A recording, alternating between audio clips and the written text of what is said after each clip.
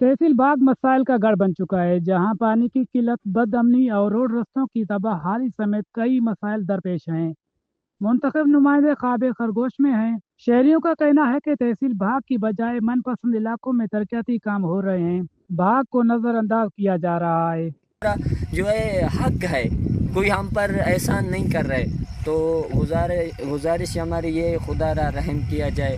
हम एमपीए साहब को भी ये गुजारिश करते हैं, एमएनए साहब को भी गुजारिश करते हैं कि आप बाला नाड़ी एक सब तहसील है उसमें तो काम कर रहे हैं, मगर ये मेन एरिया है, मेन तहसील है, यहाँ पर क्यों काम नहीं कर रहा है? ये हमारा एक सवाल है। मैं तो यही गुजारिश करूँगा कि यहाँ पर अहम काम ये सबसे ये रोड का काम किया जाए। अवामी हलकों ने शदीद तशवीश का इजहार करते हुए कहा है कि बाग के मसाइल के हल के लिए फौरी इकदाम किए जाएं ताकि शहरियों को रिलीफ मिल सके। रिपोर्टर राहत हमजा, वाच न्यूज़, बाग।